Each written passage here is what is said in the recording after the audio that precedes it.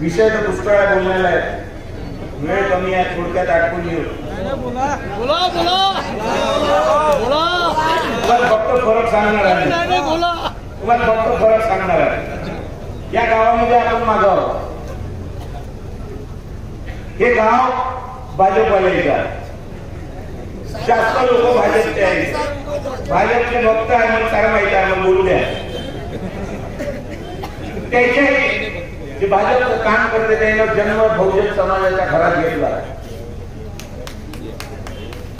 हे सगळ्यात मोठी शोकांतिका आहे. ज्यानं बहुजनाची चळवळ केली, जे संत महात्मा या देशामध्ये झाले, त्याच्यावर हात पुढे चळवळले तर साऱ्या पक्षाचे येते, पण त्यांच्या विचारावर चालायला हे लोक तयार नसते. मग जे बहुजनाचे किंवा दलिताचे घरामध्ये जन्म घेणारे लोक या सनातन विचारसरणीच्या पक्षामध्ये जर प्रवेश घेत असेल आणि त्याचा प्रचार करत असेल तर हे समाजासाठी घातक आहे. हे स्वतःच्या स्वार्थासाठी त्या पक्षात केलेले आहे. स्वतःला पद भेटलं पाहिजे, स्वतःची कमाई झाली पाहिजे, स्वतःची आवक वाढली पाहिजे, स्वतःचा विकास झाला पाहिजे याच्यासाठी गेले आहे. तुमच्या आमच्या पोरांना शिक्षण भेटलं पाहिजे म्हणून नाही, ते फुकटात भेटलं पाहिजे म्हणून नाही, स्वस्त्यामध्ये डॉक्टर झाला पाहिजे म्हणून नाही, स्वस्त्यामध्ये इंजिनियर झाला पाहिजे म्हणून नाही, स्वस्त्यामध्ये तुमचा पोरगा IAS आणि IPS झाला पाहिजे म्हणून नाही. हे स्वतःचा माल मटारासाठी गेले आहे. ज्वलंत उदाहरण म्युन्सिपालिटी आहे. पूर्ण राज्यामध्ये म्युन्सिपालिटीचे इलेक्शन बंद आहे, जेडीचे इलेक्शन बंद आहे, प्रशासक आणून ठेवलेला आहे. फाटली आहे हातवर इलेक्शन लढायची. गावखेड्यात जर भाजप हारली तर पूर्ण देशामध्ये वातावरण तयार होईल विरोधामध्ये. पुन्हा महाराष्ट्राचे इलेक्शन आहे, 2-3 स्टेटचे इलेक्शन आहे, त्याचा परिणाम त्याच्यावर होईल. म्हणून आमदारकीमध्ये एक बदल झाली पाहिजे म्हणून म्युन्सिपालिटी कॉर्पोरेशनचे इलेक्शन घेतले नाही, हे दाखवण्याचं कारण आहे. दुसरं कारण हे आहे की प्रशासक जर आपला असला तर फंड आपल्याला पाठवता येते आणि त्या फंडाचा हिस्सा बरोबर चोर रस्त्यानं आपल्या घरी आणता येते. या मोठ्या प्रमाणात भ्रष्टाचार महाराष्ट्रामध्ये स्थानिक स्वराज्य संस्थेमध्ये सुरू आहे. लावारिस म्युन्सिपालिटी पडली, येथे फॉगिंग मशीन, हॉटेल नाल्यासह फक्त शेणखाण्याकडे लक्ष आहे. रस्ता कसा बांधला पाहिजे, त्याच्यातून मलिदा कसा काढला पाहिजे, बांधकाम कसं झालं पाहिजे, जे असेल ते तोडून नवीन कसं झालं पाहिजे, बस नेट फक्त याच्यातच आहे. गोरगरिबाच्या पोराला नोकरी भेटली पाहिजे हा त्याचा प्रश्न नाही, हे त्याची चळवळ नाही. कास्तकाराचं वीज बिल माफ झालं पाहिजे, त्याचं कर्ज माफ झालं पाहिजे हा त्याचा प्रश्न नाही. हे घोटाळे आहे. याची सत्ता नसली म्हणजे सोयाबीनचे 7,000 भाव भेटला पाहिजे म्हणून आंदोलन करून रस्त्यावर उतरते. कापसाला 12,000 भाव भेटला पाहिजे म्हणून रस्त्यावर उतरून आंदोलन करते. स्वतःची सत्ता आल्यावर शेतकरी आठवत भेटून राहिला का भाव? यानं 1500 रुपयात शेकून भिकाऱ्याची अवलाद भिकारीच राहिली पाहिजे या विचाराचे ते आहे. त्याने काही घेणे नाही. तुमचा स्तर वाढते का, तुमचा कमी होते का? अंबानीच्या अडानीचं जमलं पाहिजे, त्याच्या मार्फत आपला माल मठार सुरू राहिलं पाहिजे, त्यांचे घर भरले पाहिजे. तुम्ही उद्योगपती असाल, दुकानदार असाल, तुमची जीएसटी भरता लागली पाहिजे, तुम्ही मिळले पाहिजे. आणि याची जीएसटी भरता लागली पाहिजे, हे मिळले पाहिजे. हे धोरण या शासनाचं आहे. पेट्रोलवर जीएसटी, डिझेलवर जीएसटी. डिझेल कोण वापरते? ट्रकवाले. ट्रकवाले काय करते? ट्रान्सपोर्टेशन मध्ये कोणाचा माल जाते? शेतकऱ्यापासून सगळ्याचा, पूर्ण दुकानाचा, व्यापाराचा. आपण जो कोणता माल घेतो सर तो ट्रान्सपोर्टेशन येते. डिझेलचा भाव वाढला म्हणजे ट्रान्सपोर्टेशनचं भाडं वाढतं. ट्रान्सपोर्टेशनचं भाडं वाढलं म्हणजे मालाच्या किमती वाढते. मालाच्या किमती वाढल्या तर महागाई वाढते. शेतकऱ्यांना महागाई नाही. त्याने संत्रा फेकण्याच्या भावामध्ये द्यायचा, त्याने मोसंबी फेकण्याच्या भावामध्ये द्यायची, त्याने सोयाबीन 2,500-3,500 हजारात द्यायचे. ते स्टेशनावरचं छोटं सभापती आहे मी आपल्या एपीएमसी मध्ये पाठवल्या. ते डुक्कर माहिती आहे, स्टेशनावर डुक्कर माहिती आहे ना, तिथे एकही शेतकऱ्याचा माल एपीएमसी बाजार भावाने देत नाही, एमएसपी प्रमाणे घेत नाही. आणि हे तो एक पोरगा कोणता जो सागर सुद्धा शेतकऱ्याचं आंदोलन करायसाठी बसला होता. तिथं पूर्ण करणारे भाजपवाले, त्याचं आंदोलन सोडवायला भाजपवाले, आश्वासन देणारे भाजपवाले, सत्ता द्यायची शेतकऱ्याला भाव पाहिजे आम्ही येतो म्हणून आव्हानाचा, आणि जिथं सत्ता आहे त्या एपीएमसी मध्ये एमएसपी प्रमाणे शेतकऱ्याला भाव नाही द्यायचा. हे तू कोणी राजकारणी सगळे नालायक आहे. हे शिवाजी महाराजांना हात टाकतील, हे तुकाराम महाराजांना हात टाकतील, हे बाबासाहेबांना हात टाकतील, हे महात्मा फुलेला हात टाकतील, हे सावित्रीबाई फुलेला हात टाकतील, हे शिवाजी महाराजांना संभाजीबाई हात टाकतील. हे दाखवासाठी आहे. तुम्हाला हे माहित पाहिजे का शिवाजी महाराजांचा खूनही बामणानं केलाय, संभाजी महाराजांचा खूनही बामणानं केलाय, तुकाराम महाराजांचा खूनही बामणानं केला आहे, महात्मा गांधीचा खूनही बामणानं केला आहे.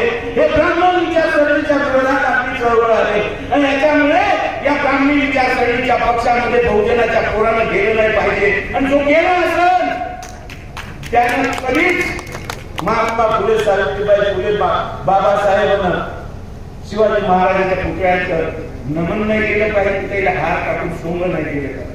अरे तुम्हाला त्याचं तत्वज्ञानच समजलं नाही म्हणून तुम्ही सनातन विचारसरणीच्या पक्षामध्ये गेला. जैन स्वातंत्र्य लढ्यामध्ये कौली तरी आपलं योगदान दिलं नाही. उलट याच्या विरोधात साक्ष देण्याचे स्वातंत्र्य सैनिक होते, त्याच्या कोर्टामध्ये खोट्या साक्षा दिल्या. केवढी मोठी शोकांतिका आहे त्या पक्षाचा माणूस पंतप्रधान आहे. दिवस निघाला खोटं बोलतो, फक्त तमाशे आहे, तमाशे पाहते, किरीट पहा, कौतिक पहा, कधी मोर कधी पोपट, बाकी काही बोलत नाही. तुम्हाला माहिती नाही इलेक्शन बोललं सोमवार दाखवायचे काम करत नवसर्गी करते, खोटा आव्हान ते. संविधान बदलून टाकली एवढा विषय नव्हता. संविधान बदलून टाकली म्हणजे आरक्षण खपवून टाकले. आरक्षण हे आर्थिक धोरणावर अवलंबून नाहीये, जाती व्यवस्थेवर अवलंबून आहे. ज्या जातीवर अन्याय झाले आहे, ज्याने कमाल कष्ट केले आहे, ज्याने हीन वागणूक भोगलेली आहे, ज्याने शिक्षणाचं म्हणजे महत्व कळलं नव्हतं किंवा त्यांना शिक्षणाच्या दारापर्यंत पोहोचू दिलं नाही, त्या समाजासाठी आरक्षण आलेलं आहे. आणि ते आरक्षण आर्थिक याच्यावर नाहीये. यायला आल्याबरोबर आर्थिक याच्यावर आरक्षण आणलं, 10% आरक्षण बांधण्यात दिलं. आर्थिक निकष लावून आरक्षण मिळत नसते. यांना आरक्षणाच्या विरोधात बोलले. आठवते का इतिहास? काँग्रेसचा विरोध करण्यासाठी आरक्षणाच्या विरोधात बोलले आणि आपले भयाड बहुजन दलित याच्यासोबत लागले नाही, आरक्षण नको. अबे तुम्ही इतिहासच पाहिला नाही की आई कशी शिकली, तुझा बाप कसा शिकला, तुझा आजा कसा शिकला, काय परिस्थिती होती, ही वागणूक कशी होती. इकडे मागं खराटा लावून पावलं सुद्धा ते मिटले पाहिजे म्हणून तुझ्यावर ही वागणूक होत होती. घराच्या बाहेर काम तुटलेला कप ठेवला गेला होता, तुझ्या ही वागणूक तुझ्या पूर्ण कुटुंबाला देत होते. त्याच्या बदल्यात हे शिक्षण तुला भेटलं पाहिजे म्हणून हे आरक्षण आहे. या आरक्षणाचा विरोध करणारा भाजप. ते खोटं बोलायचं तर किती बोलायचं. राहुल गांधीनं भारत देशात जाऊन स्टेटमेंट हे केलं का ज्या दिवशी माझा देश हा सर्वसामान्यांचा लायकीचा होईल, इथं आरक्षणाची गरज राहणार नाही, त्या दिवशी आम्ही आरक्षण हटवू. पण आजही आमच्या देशामध्ये बिकट परिस्थिती आहे. काय चुकीचं बोलला? हे अपप्रचार करून राहिले, हे आंदोलन करून राहिले, यांना आरक्षण हटवून म्हटलं. आता सध्या तुम्ही बसलाय, बसलाय, तो आरक्षण कसं हटवण? तुमच्या विरोधात तुम्ही आंदोलन करता. तुमच्या समस्या आपल्याला रेल्वेचे थांबे झाले पाहिजे म्हणून साऱ्यात पहिले आंदोलन कोण केलं? कोरडे ना, भाजपने ना. आता सत्ता तुमची, रेल्वे तुमची, मालक तुम्ही, कुठं थांबायची कुठं धावायची पूर्ण अधिकार तुमच्या जवळ. लोकांचे सोनं करून सांगता तुम्ही रेल्वे नको करा, नाही तर तुम्ही उपोषण करा, काही झक मारा, रेल्वे थांबे होत नाही तुम्हाला लिहून देतो. भांडवलदार धारक हे सरकार आहे. भांडवलदाराला फायदा होईल याच्याप्रमाणे चालणार हे सरकार आहे. हे कोण माणसासाठी सरकार चालू आहे? अडाणी अंबानीसाठी. त्याचे फायदे कसे होईल त्याच्यासाठी त्याच्या निकषाप्रमाणे चालणार सरकार आहे. शेतकरी मेला तर म्हणू दे, विद्यार्थी मेला तर म्हणू दे, पोरीवर बलात्कार होत असेल तर तिने म्हणू दे, आणि केसेस जे लावू दे, लावू, पण आमच्या लोकांनी बलात्कार जरी केला तर आम्ही त्याच्यावर केस नाही लावू. या विचाराचं हे सरकार आहे. ज्या ज्या रेल्वे स्टेशन मध्ये 20,000चं रोज उत्पन्न होत असेल, 20,000चे तिकीट जे रोज लोक विकत घेत असेल, त्या स्टेशनवर फक्त रेल्वे थांबवून त्यात एनसीआर काढलाय. मग वडोदरा रेल्वे झोपानं मरण ऐकत नाही. शेतकरी मारून टाकले, वर्षभर बसले, पण शेतकऱ्याचं एकही मागणी मान्य केली नाही. अरे मुजोर सरकार आहे. मुजोरी कुठून येते? जेव्हा पटना ऍडजस्ट होते, जेव्हा मुसिना ऍडजस्ट होते, जेव्हा होटल विकत भेटते, तेव्हा मगरूर येते. का तुम्ही आम्ही मत नाही दिलं तरी त्याच्या बाबाचं काही बिघडत नाही म्हणून मगरूर येते. का तुम्ही काही करा, आम्ही आमच्या मतानच करू. काय चूक केली त्या शेतकऱ्याला वर्षभर नसते. काय मागणी होती? एसटी प्रमाणे भाव द्या म्हणून. टाटानं अंबानीचे त्या अनिल अंबानीचे करोडो रुपये माफ करायसाठी तुमच्याजवळ पैसे आहे. मेहुल चौकसी तो नीरव मोदी सारखे उठून पडले त्याचे कर्ज माफ करायसाठी तुमच्याजवळ पैसे आहे. हे कॉन्ट्रॅक्ट योजना 4 दिवस त्यासाठी, 4 महिने त्यासाठी, लाडकी बहीण याच्यासाठी तुमच्याजवळ पैसे. शेतकऱ्याचं वीज बिल माफ करण्यासाठी, शेतकऱ्याला मालाला भाव देण्यासाठी, शेतकऱ्याचं कर्ज माफ करण्यासाठी तुमच्याजवळ पैसे नाही. हे लाडकी बहीण योजना एमपी मध्ये सुरू केली होती इलेक्शनच्या आधी. एकही दुसऱ्या पक्षाचा माणूस तिथे निवडून गेला नाही. सारेच्या सारे खासदार एमपी मध्ये भाजपचे निवडून गेले. जसे निवडून गेले त्याच्या 2 महिन्यानं लाडकी बहीण योजना बंद केली. हे तुमच्या सोबत होणार आहे. एवढंच नाहीये, लाडकी बहीण असेल तर 1500, लाडका भाऊ असेल तर 500, मधातला असेल तर 750. वाटवत काय आम्हाला 750 हे असे छक्के करून ठेवले आहे पूर्ण नागरिक आहे त्याने आपल्या हातात सत्ता. हे मी खोटं नाही बोलून राहिलो. पीटीआय पंचायतीने 750 रुपये कबूल केले आहे. आणि कोण योजना जाहीर करते? आमचे दादा यायचे जुने बड्या घेऊन पळाले ते. यायचे दादा योजना जाहीर करते का? लाडकी बहिणी काढली. माझी लाडकी बहीण सुळे आवडली नाही, त्याच्यामुळे माझी बायको खूप आवडली, तिला मोठा उभं केलं. आणि जेव्हा पडली तेव्हा बहिणीचं महत्व कळलं. काय खोटाळा गेला. दुसऱ्याच्या घरामध्ये कलर करू नका. दुसऱ्या सांगे ब्रह्मध्यान स्वतः कोंडे पाषाण. घरात भांडण लावू नका. या तत्वज्ञान सांगते दादा आम्हाला केलं पादा. घरात त्याने भांडण केले.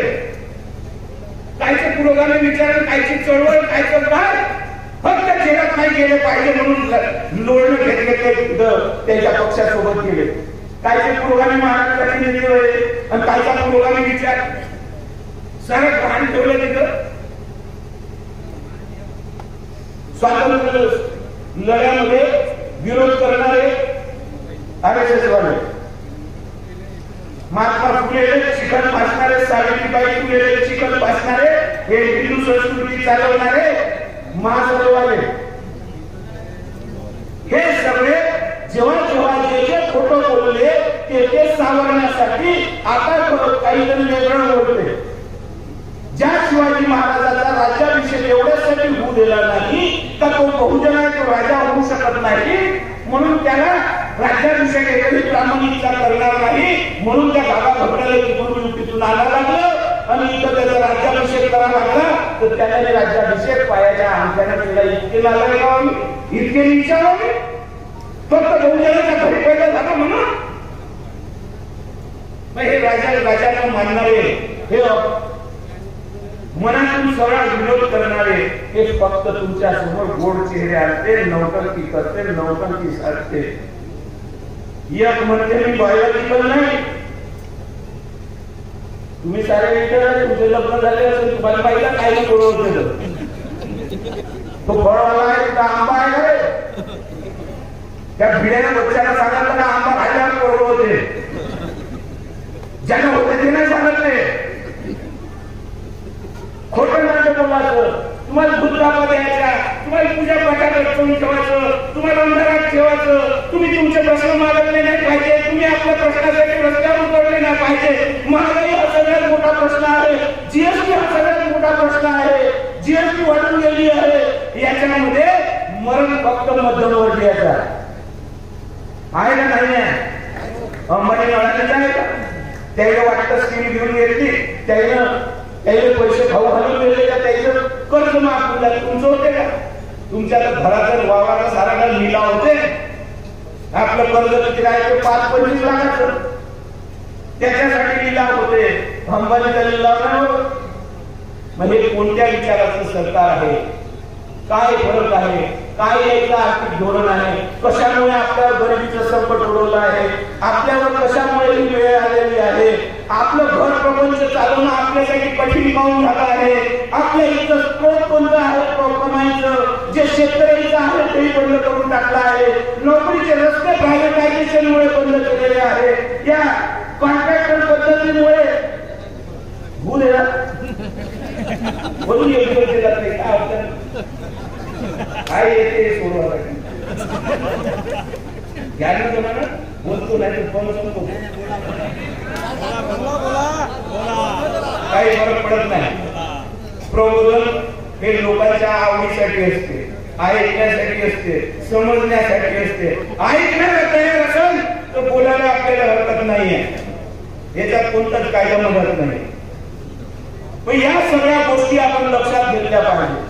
उद्या काय होणार आहे, आघाडी काढणार आहे नाही काढणार आहे मला माहित नाही, कारण मला एक ग्रँड मस्तीचं गाणं आठवते, तुम्ही मोडवे माझी मोडवे शरीर है अपने एटीट्यूड में,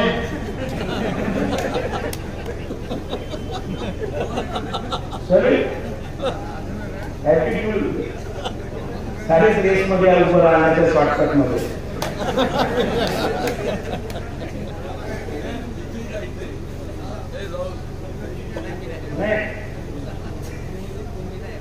तुम्ही मूड में माझी मूड में शरीर है अपने एटीट्यूड में. इलेक्शन है राइट, केदार है टाइट,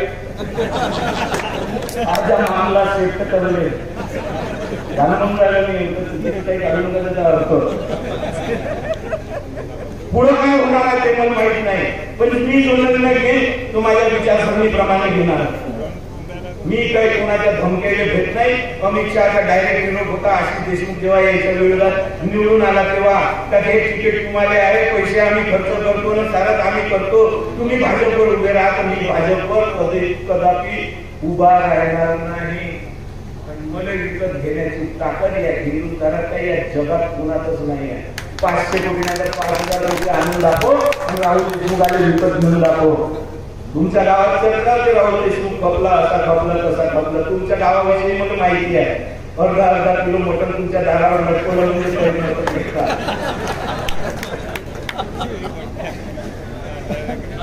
मला नाही विकत घेऊ शकत. मी जर खपलो नाही एसटीची अवला जो म्हणत सांगतो फालतूच्या चर्चा, फालतूच्या गोष्टी, फालतूचे खोटा, फालतूचे स्तंभ, फालतूचे नाटक हे या क्षेत्रामध्ये सुरू असते. अनेक जण येतील, अनेक भाषण करतील, अनेक जण बोलतील, अनेक जण गोष्टी सांगतील जे बहुजन समाजाचे आहे, आणि ते जर चुकीचा इतिहास सांगत असेल, ते जर तुम्हाला तुमची दिशाभूल करत असेल, तर ते बहुजन समाजावर कलंक आहे हे लक्षात ठेवा. त्याच्यामुळे आपले डोळे उघडून बुद्धी जागृत ठेवून मतदान केलं पाहिजे. म्हणून जसं आमच्या म्हणण्याप्रमाणे खासदार निवडून दिले म्हणून मी तुमच्या आभार मानासाठी आलो आहे. तुमचं गाव कमी राहिलं म्हणजे लीड मध्ये राहिलं, पण तुम्ही मतच केले नाही असं कुठे झालं, अर्धे मत दिले ना, पण ते वाढलं अजून काही कामाची नाही भाजप. न विद्यार्थ्यांसाठी, न कॉलेजसाठी, न शाळासाठी, न ऍडमिशन साठी, न कोणाच्या पोरीच्या रक्षणासाठी, न कोणाच्या नोकरीसाठी काहीच्याच कामी येणार नाही, न शेतकऱ्याच्या कामी येणार आहे. म्हणून भाजप सोडलं पाहिजे आणि आपला विचार हा पुरोगामी विचारसरणीच्या बाजूने ठेवला पाहिजे, आणि येत्याही काळामध्ये पुरोगामी विचारसरणीच्या बाजूनेच तुमचं मतदान असलं पाहिजे. एवढी विनंती करतो, मनापासून तुमचे आभार मानतो आणि माझे 2 शब्द संबोधतो. धन्यवाद. आभार प्रदर्शन